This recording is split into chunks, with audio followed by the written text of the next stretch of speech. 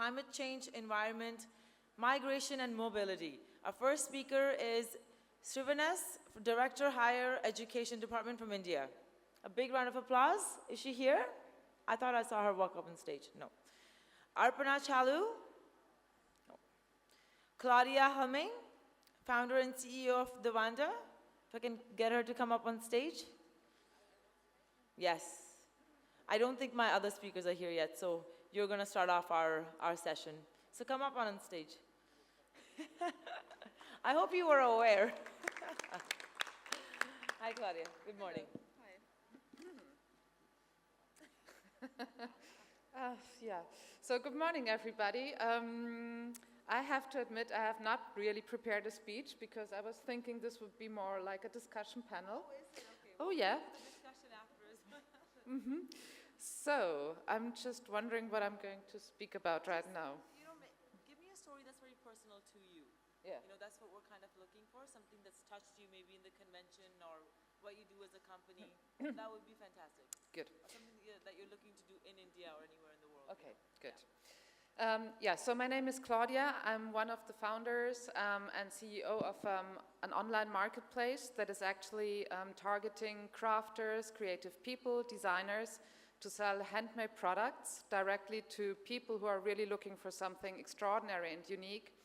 And so when the invitation to this Congress came along, it was actually pretty exciting because our marketplace today is based in Europe, in Berlin, and we are targeting the European market, but we've always been sort of curious to connect actually to countries where crafting has a totally different meaning than it has in the Western world.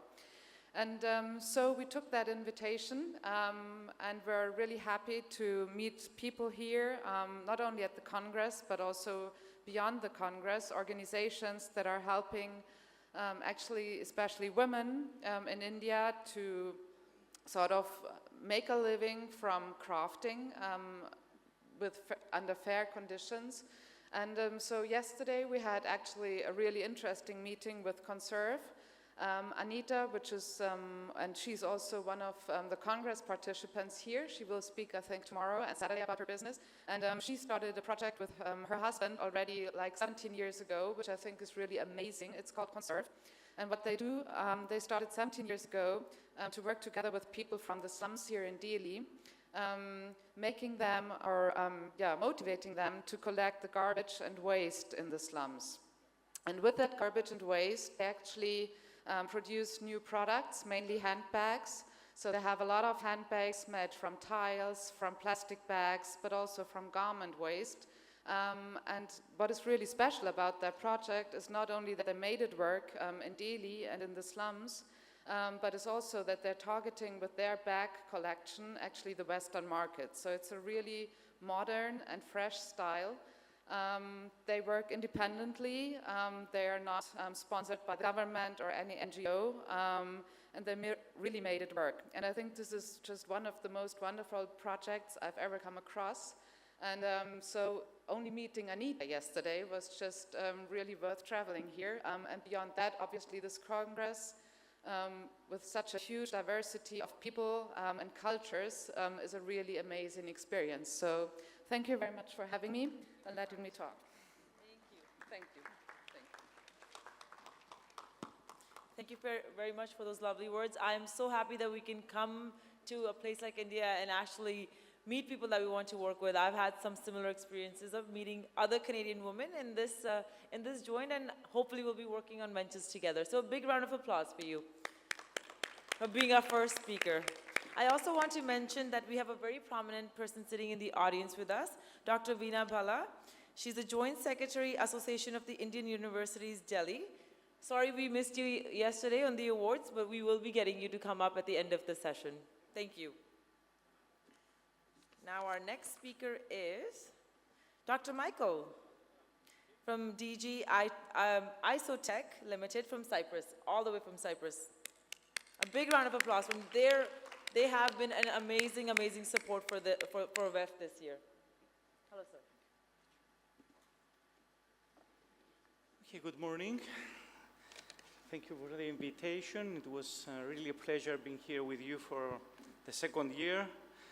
I really believe in this effort, and I will explain, of course, a few things to justify what I'm talking about.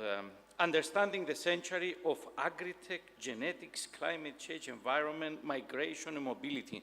When I heard this title, I thought, okay, we have to see the common things on this issue. I would say that it is technology. And I will just ask a few questions, and I will give a few answers.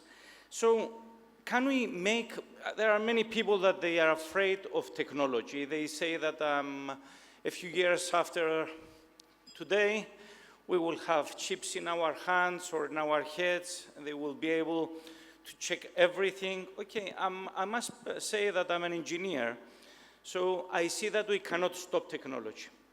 We cannot stop technology.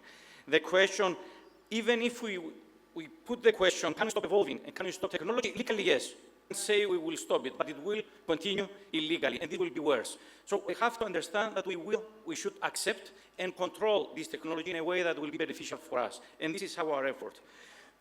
What are we really afraid of? I must say that from my uncles and aunties that they are in the agricultural sector, they are not knowledgeable.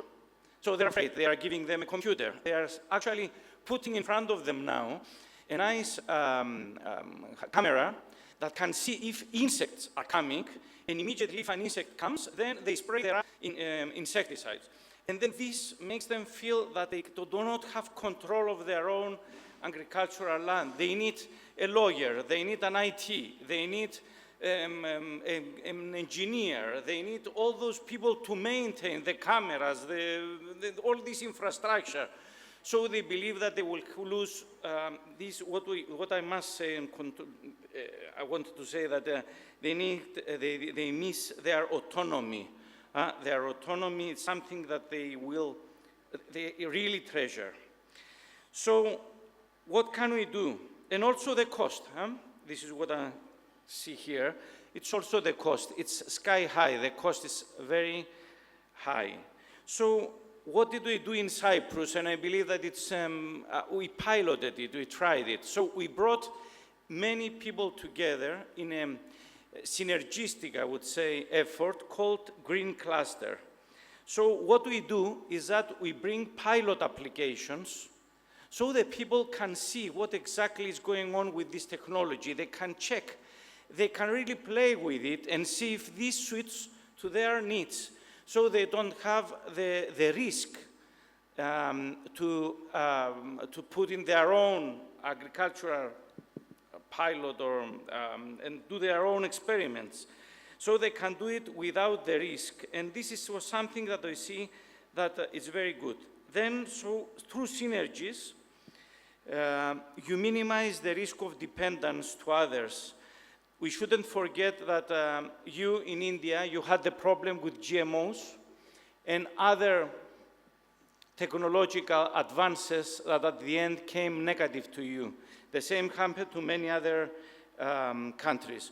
So finalizing, I would say that all the small entities, companies, people that they are trying to do their own job, fear of losing their independence, they should agglomerate, they should come together in small or bigger groups and demand for a way that will be comfortable for them. They will understand it, and if they don't understand it, they should have another group that would make these pilot efforts, as I said, and they will give a solution to the problems that they have in their mind. So after they feel comfortable, they will use the technology. If they don't use the technology, eventually they will be overcome by the technology itself when others, younger people, will use it.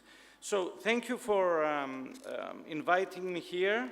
I believe that eventually, through these meetings, you will be able, and we will be all able to network in a way that we could transfer technology all over the world in a way that will be safe for each and every one of us. Thank you very much.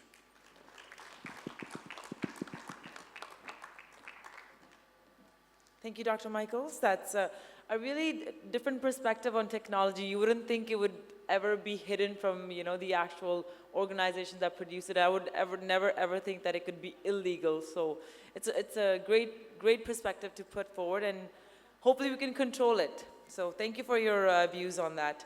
Next, I will have our next speaker, Adure Jill, all the way from UAE, Senior Sustainability Professional, ODC.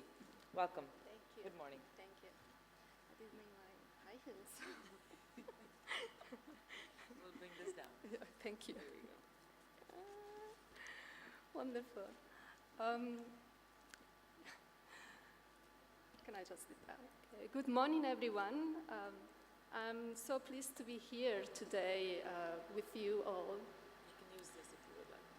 Oh, Yes. that's yeah. Thank you. Yeah. Thanks. So I would like to thank Dr. Aurora and her team to having organized this amazing event. This is a place where I have met with pioneers, with visionaries, with change makers that are impacting their lives and their communities. This is a positive narrative that we all really need in times of this critical uncertainty that we are living. This uncertainty opens door to opportunities as well, obviously. We are at the brink of technological era that we have just discussed.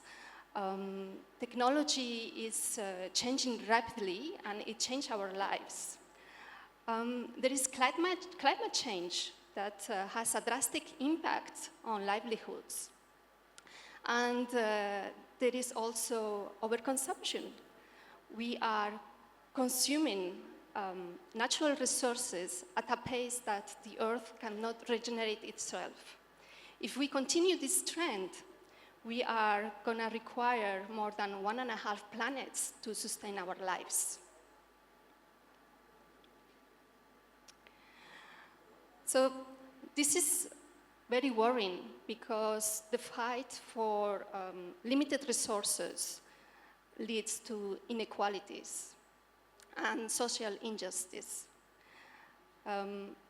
We need to provide economic growth to people in need. We need to be able to provide basic needs like safe water, sanitation, decent life, and decent opportunities to people that are in need of development. So I have spent most of my career raising awareness about the impact of overconsumption and the need for live our lives in a more sustainable manner.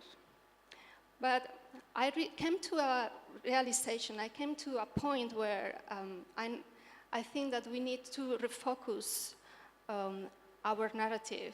It's not about depletion of resources, it's not about technology by itself, it's about putting humanity into the conversation. We need to use technology, but think of how this technology can serve human needs. So when I talk about overconsumption, I like to say that you are not buying stuff or material things with money. You are buying all these things with your time. The time that you have spent working to have a salary with the single vision to become, for instance, rich. And actually, this has an impact, a cost, is a sacrifice that you make with time that you spend, that you are not spending with your family, time that you are not spending with your friends, and it's also impact your health. So I was really, I cannot find words. I was so pleased with all the different initiatives that I could hear here and in this platform that has voiced these extremely powerful initiatives that are really have a positive impact, and that we really need to think that this is the future. And I would like to thank you all for this, for your contribution. Thank you very much.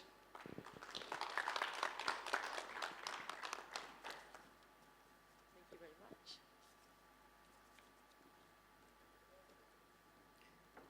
Thank you very much.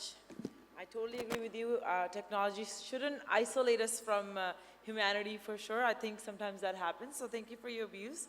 Our next speaker is Ishra Mehta. She is a founder of Corp Connect Enterprise from India. A big round of applause for Ishra.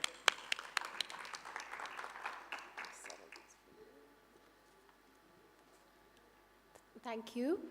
Hello, everyone. I'm a co-founder of a company called Crop Connect, and we have an initiative called the Original Indian Table. So I'll just like to talk a bit about, because of the panel theme of agri-tech and climate change, the reason why we started this company and the work that we are doing. So I used to have a career in the World Bank, and I felt that there wasn't enough interesting initiatives and projects happening in the agriculture sector. So I decided to quit my job, and I have a business partner, so we both quit our jobs, and we started traveling around the country, meeting farmers. We covered about some 80,000 kilometers and 25 states, just seeing what is going on in the country. And we discovered some pretty scary things, in the agriculture sector. We found out that a lot of crops are growing in regions where they are not supposed to be growing. And that's putting a lot of strain on the land, water, soil, and the air there. A lot of the costs, input costs for the crops were going up for the farmers, and it was becoming almost financially unviable for them to be in agriculture. Surveys today show that over 40% of farmers' kids don't want to get into farming.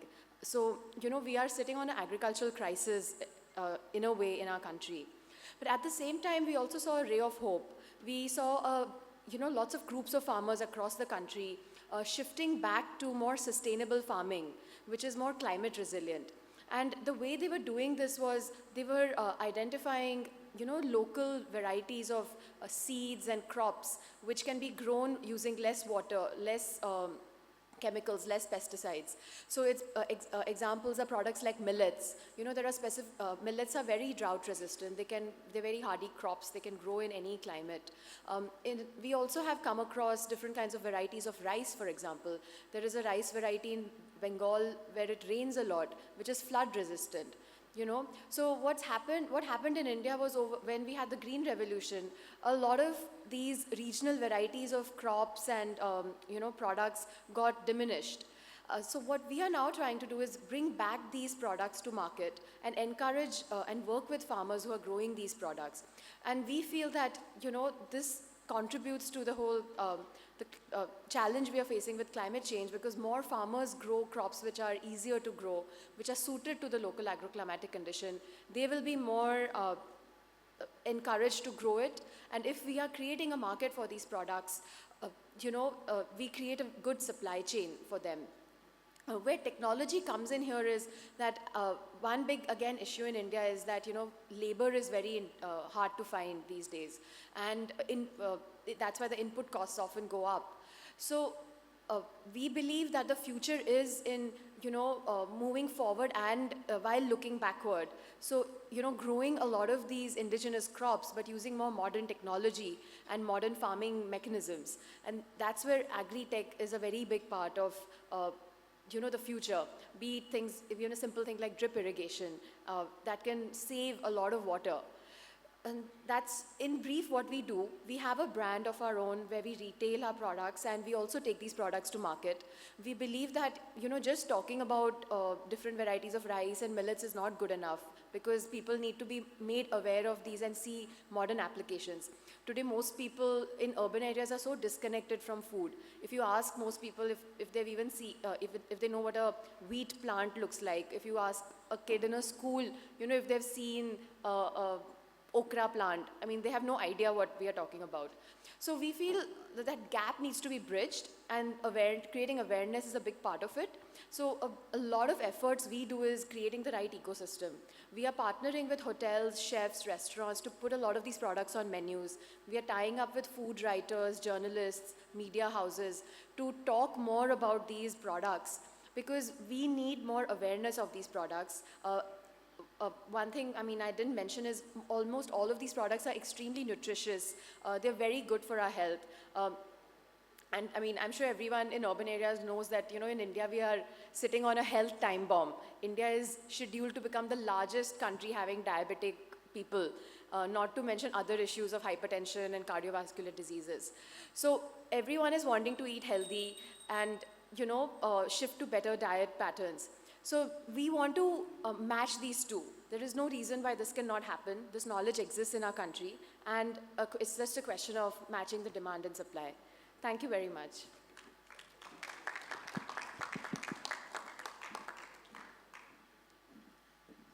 Thank you, Ms. Mehta. I totally agree with you. We should definitely know what we're eating nowadays. We're so isolated from what even an okra plant would look like, you know, if it was grown somewhere. So thank you for being able to go out to these farmers. I think it encourages them that people outside of their communities are looking into helping them, and it really strengthens their abilities to work harder. Next I have Jenny Gulwani Abdullah. She is from Calgary, Canada. She's the president of Gulmani Abdullah and Company Immigration Consulting. So we should contact you if anybody needs immigration, right? In Canada. Welcome. Big round of applause. Thank you.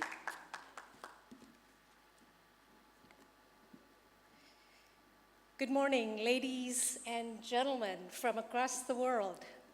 Let me start by expressing my deep gratitude to the Women Economic Forum 2017 in New Delhi for creating this enabling environment in which we can have greater and true dialogue from across the world to have global influence. I'm absolutely thrilled to be here from Canada. I've been practicing immigration law for the last 23 years, almost a quarter of a century. Let me leave you with three things. The first is that as long as we have poverty, for as long as we have violence, and for as long as we have war, the issue of immigration, the issue of migration and mobility will always be dominating our headlines. Immigration is the hottest topic in the world today. I also want to bring to your attention that in Canada, we bring in 1 million people every 4 years. That's about 250,000 every year, out of which only less than 10% are refugees. So the other 90% are not.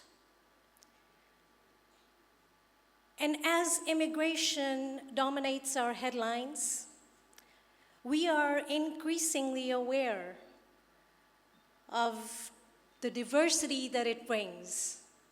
However, point number two, I'd like you to shift and perhaps go beyond diversity. Because diversity is to know the difference, to see the difference, acknowledge the difference. Let me suggest to you that we work beyond that, and that which is beyond diversity is a term called pluralism. Pluralism is to embrace our differences.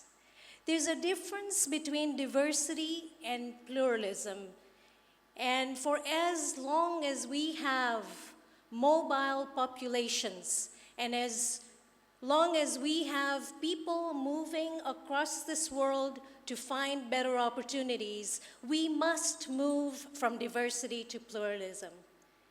And the last thought I want to leave with you is that today we live in a post-fact society. And what that means is that whatever we watch in the snippets of social media is not entirely all of the facts. And so when you hear Canada has brought in 40,000 refugees, know that 20,000 is what we bring in every year. At the time of election, when the new government stepped in, the year before, the government had not taken our 20,000 intake. And so when you heard 40,000, you didn't know that 20,000 was from the year previous to that current year. We took 40,000 because it was the 20,000 from the year before, which we did not honor with our international obligations, and the other 20,000 was for the following year, which happened 3 months later. The headlines got, there's a big change in Canada with 40,000 intake, but it's usually 20,000. It's always been 20,000 since the time I started to practice, which tells me that there is also room for improvement and more work to be done in Canada. In Canada, we need to make sure that the definition of citizenship meets the challenges of migration, which means that if we are going to bring in 40,000 refugees, let's make sure that they actually reach their full potential by becoming citizens of our nation. Thank you. You said it beautifully.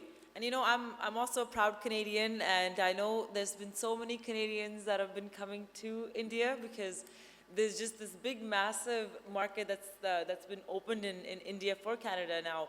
We have so many ministers that come here. We've pretty much Canada's become an ambassador for India now for the last 5 years. So thank you for being here. Thank you for encouraging another Canadian and encouraging immigration. So big round of applause.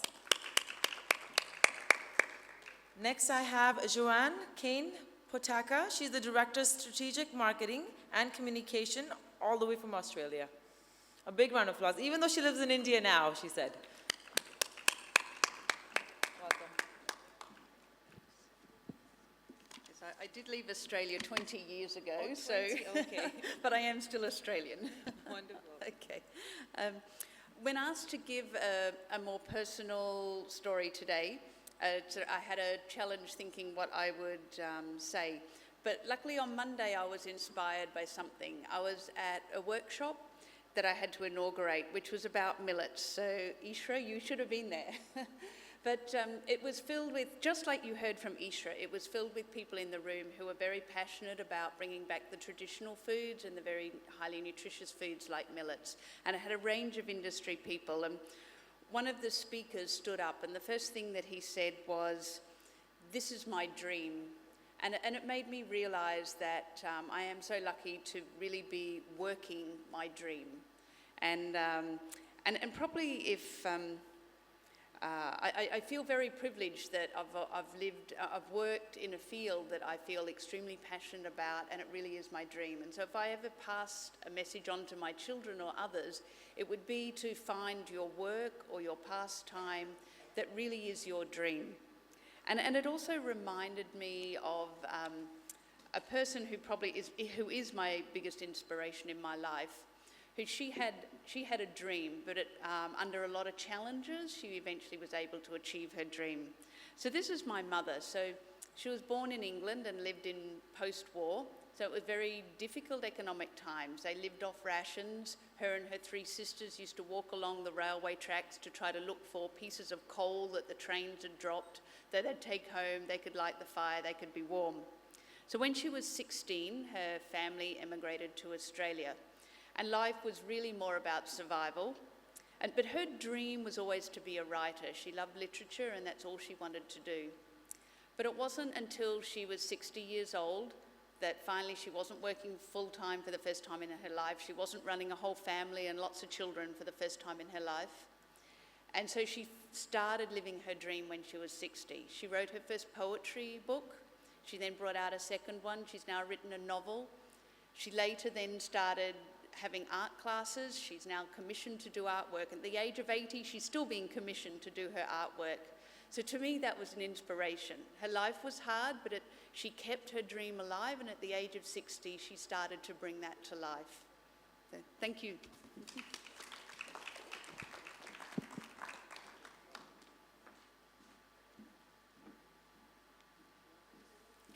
Thank you so much. I will invite our next speaker, Dr. M.B. Chetty, Assistant Director General, Education Division, Indian Council of Agriculture Research, New Delhi. A big round of applause for Dr. Chetty. Good morning, sir.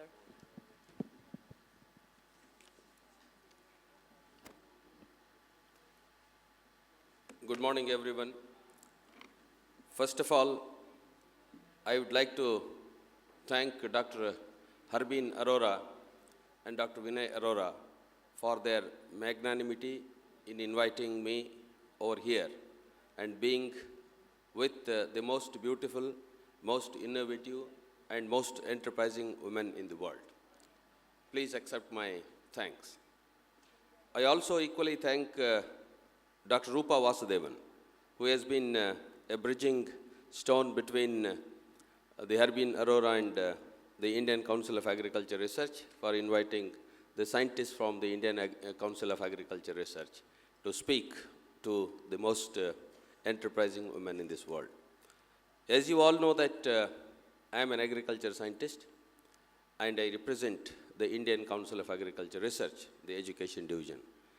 With respect to the role of women in agriculture, yesterday our Deputy Director General spoke about the role of women in agriculture. In fact, to tell you the fact, when I started my career as a student in the undergraduate degree programs, there used to be none. No girls students used to be admitted to agriculture degree programs. And now, on a national scale, 45.6% of the students in agriculture universities and colleges are the female students. So that is a tremendous change in the last 1 decade. A decade back, it was only 20%. In the last 1 decade, it has gone up to 45.6%. That really shows the keen interest the women are taking in the Indian agriculture. And you know that they are involved at every stage, right from seeding to the post-harvest technology, value addition of the crops. At every stage, the women are involved. And the role of women cannot be ignored in the society. Maybe it is a mother, maybe it is a wife, or maybe it is a daughter. In fact, my own experience, when I was blessed with a daughter, some people came and told me that, "Are you really happy?" I said, "I am more than happy. Had I been blessed with a boy, probably I would have been very unhappy. I am really proud to have a daughter." That is the role of a woman in the society. The women can make the house or the society, or mar the house or the society. That is the power which women have. And this World Economic Forum is a really wonderful forum to unite all talented people in the world and exchange the ideas and see that women empowerment is done. We always speak of gender mainstreaming, but what have we done for the gender mainstreaming? Are we really contributing for the gender mainstreaming? We have to contribute. Being a male, I'm saying that we have to really contribute for the gender mainstreaming in this country. And as I mentioned that a decade back, what was the situation and what is the situation now? Even if you go to the universities, I'm speaking specifically of the agriculture universities in this country, because I have a lot of experience with the agriculture universities in this country. If you even go to the agriculture universities, the number of female teachers and the number of male teachers, it is maybe 10% female teachers and 90% male teachers in most of the universities, except in some universities like in Kerala and Assam. But otherwise, it is hardly 10% of the female teachers. That's what we have to look into all these things. And with respect to the climate change, I just would like to make a mention here that the Indian Council of Agriculture Research has taken a lot of initiatives with respect to climate resilient agriculture, bringing out the varieties for the climate resilient agriculture. And we have pumped in hundreds of crores in networking the projects throughout the country, region-based and the state-based, and networking of national NICRA, National Initiatives for Crop Resilient Agriculture, we have been really doing. In addition to that, with respect to the gene bank, it is necessary that we have to protect our germplasm, because I see in the last 45 years, this is my active period of life, but when I started realizing the importance of crops and the importance of agriculture, I have been seeing in the last 45 years, there has been a tremendous erosion in the gene bank, in the germplasm collections of our country. That's why Government of India has also started Protection of Plant Varieties and Farmers' Rights Authority. It is started with the Act of Parliament, and where farmers can register their own activities where their rights are protected. That is what is really required to maintain the gene bank. And if you see, just to give an example, if you see an example of burr fruit, because this is a very classic example of burr fruit.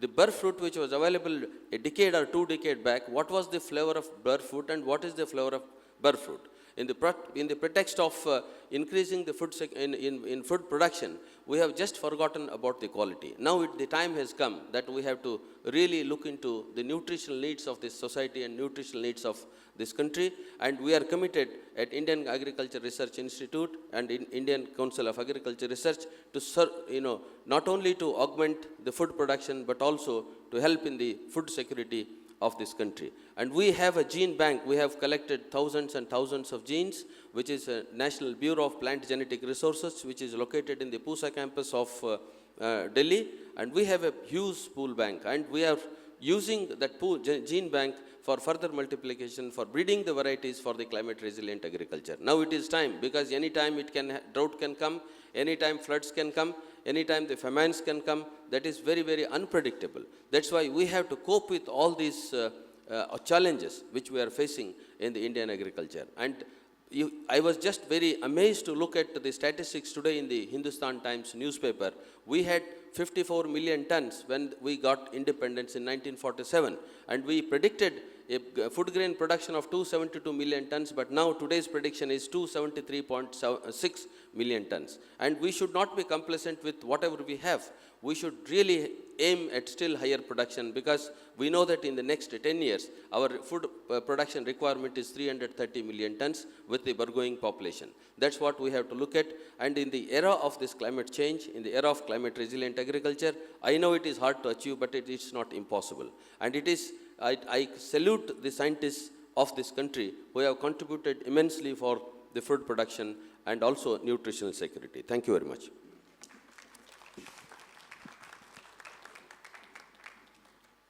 Thank you, Dr. Chetty, for your commitment to agricultural research and the growth of agriculture each and every year. Next, I have Priyanka Chaturvedi. If I can have her on stage. She's the national spokesperson of the Indian National Congress. Do we have her? No. Ruchi Jain. Ruchi Jain is the founder and director of Taru. She is from India. Where in India, Ruchi? Mumbai. Mumbai, wonderful. Welcome.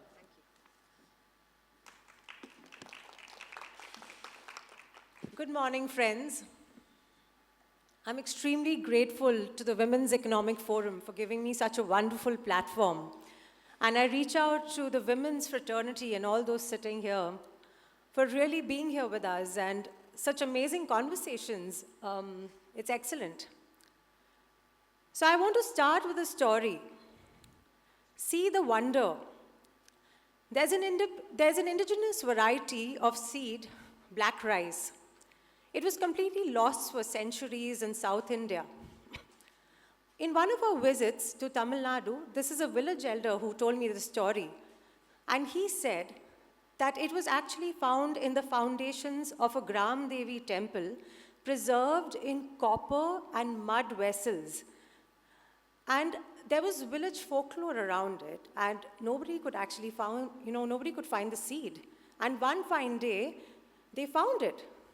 And basically, it is a mother variety. Black rice is a mother variety, extremely rich in nutrition, high in protein. And the folklore commemorated it. And then they started regrowing it. So that genetic variety, the gene bank of black rice in South India, was revived. This is just one story. Nature conserves its genetic information in indigenous seeds. Indigenous seeds are the bedrock of natural farming in ancient India.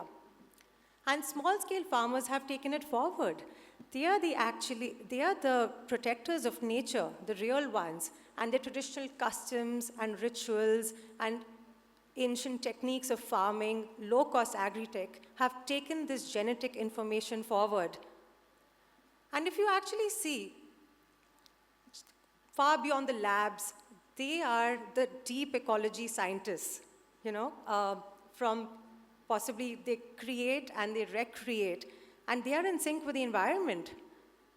So, another story, we work with one of our small-scale farmers, Aji. She's a 75-year-old community leader near Mumbai and Nasik. And she owns 8 acres of land. And in her farm ecosystem, she grows the most sturdiest indigenous varieties of millets, and she does multi-cropping, and her farm income has increased because of her diversification. So not only does she grow millets, she grows fruits and vegetables with different varieties of grains and herbs like moringa. She used to be she shifted momentarily to chemical agriculture, and then she moved back to natural farming in spite of community dissent. She actually broke her debt trap and didn't migrate to the city. But Aji is just one small farmer. We need millions of such small farmers. The truth is, Green Revolution actually created monoculture fashion, like a tradition, now. And actually earlier, multi-cropping and genetic diversification used to be business as usual. But now, we need more change makers. We need more of us to actually break that cycle which has eroded the genetic diversity of this country. So we at Taru Naturals, we are a group of farmers. We are 3,000 farmers across the country.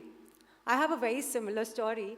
I'm a graduate from Oxford University in environmental management, and worked with aid agencies and worked with the Ministry of Renewable Energy, and decided to also quit my job one fine day. And decided that, there's a far greater cause of working with small farmers, because tomorrow we can get renewable energy, we can get a lot of things, but food and water are the basic things to survive. And so really started traveling across the country and putting these farmers together. And today, we have 2 verticals. One is, of course, providing bulk to restaurants and 5-star hotels, but we actually do community direct fair trade marketing, do natural farming trainings, give agri-tech inputs like solar dryers, greenhouse polyhouses. So we've actually invented a solar dryer, which is just 600 rupees. And after that, we have, with our solar dryer, we have worked with some of our pilots on the field. And for example, cherry tomatoes, right? So indigenous cherry tomatoes we've sun-dried it into sun-dried cherry tomatoes, and now we are providing it to Italian restaurants. And we've got some enormous response for that.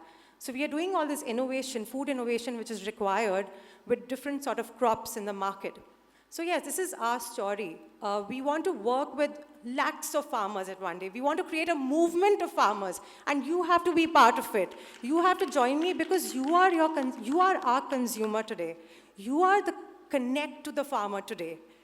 And only if we give importance to women farmers who are not given that much importance today is when we can actually create and revive organic, natural farming, and actually create diversification in our food. So the responsibility is with you, because only an aware consumer can create that shift, paradigm shift in the world. Thank you.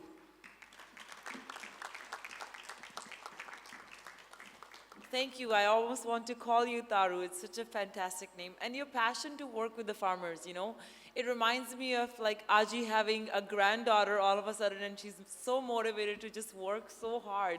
So thank you for giving us that perspective and story of Aji.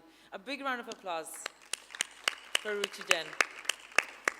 With any further ado, I will invite Dr. Harbeen Arora to come up onto stage, and we will do our award ceremony. And also, if I can invite Dr. Veena Phala to come up and join us for the ceremony. Thank you.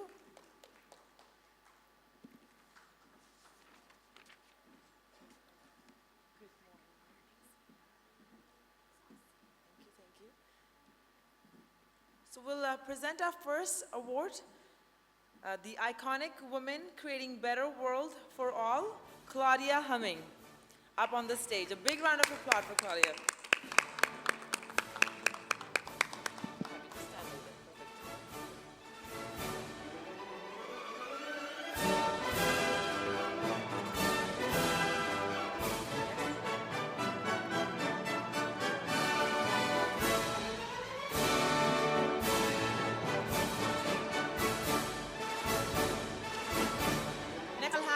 Dr. Veena Bhala. She's the Joint Secretary, Association of Indian Universities, Delhi. A big round of applause for Dr. Bhala.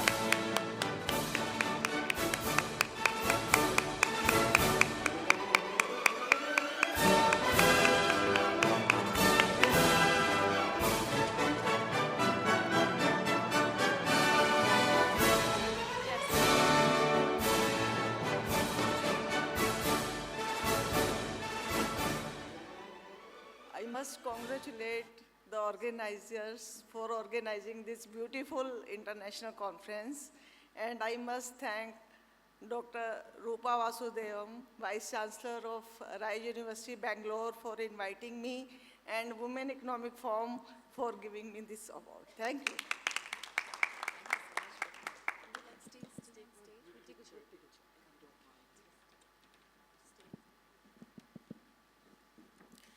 Next, I will invite Dr. Michaels to come up and receive his recognition as a leader, as an iconic leader creating better world for all.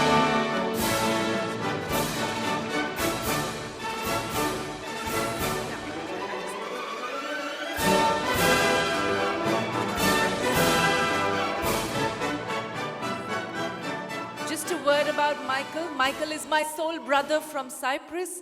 He had accompanied his sister Xenia last year when she got the award here, and it was very sweet that when Xenia received the award, she said, I couldn't do it without my brother, and she invited him on stage to receive her award along with him. And since then, Michael is my brother too in Cyprus. So thank you, Michael.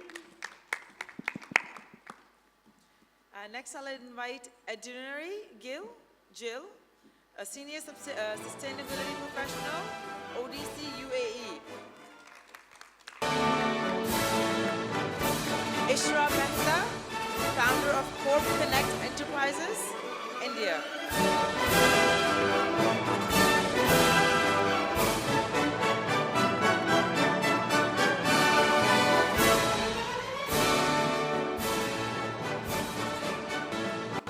I'll invite Jenny Gulamani Abdullah. She is from Calgary, Canada. Gulamani Abdullah and Company Immigration Consulting. Big round of applause.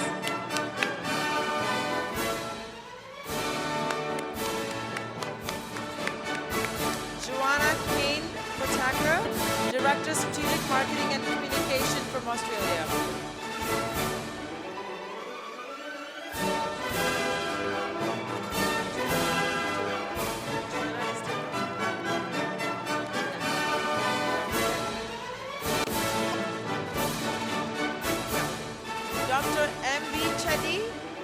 Director General, HRD, Education Division, Indian Council of Agriculture Research from New Delhi. A big round of applause for Dr. Chetty.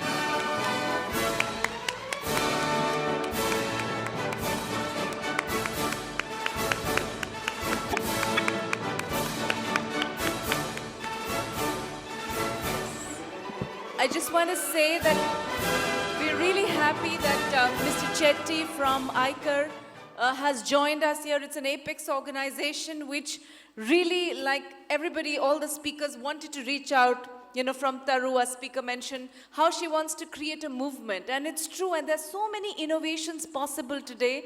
And inclusion of women in the farming sector, recognition of women, and building the self-esteem of women, because the knowledge lies with them. And I think ICAR can actually do so much and enable that movement that we've all been talking about. So it's we are very privileged and honored that you are here and taking back the feedback with you. And you've been supporting our movement for a very long time, and I'm sure it's going to translate into a real impact at the grassroots level. So thank you, Mr. Chetty, really for being here. And our last award for the morning is Ruchi Jain, founder and director of Taru, India. A big round of applause for a young entrepreneur. Let's hear it for these speakers this morning, guys. We can have them, give them a big round of applause for being here. We'll just get together for a group picture.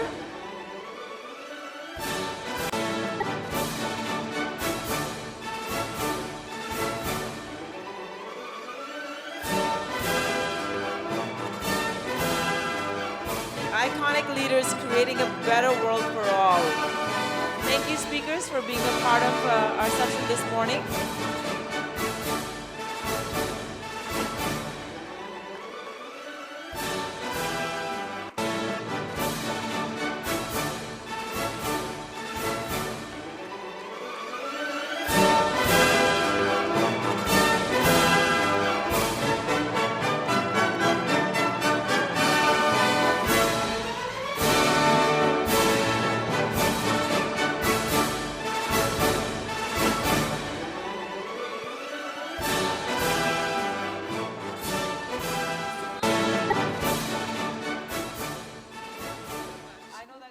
Got a little bit.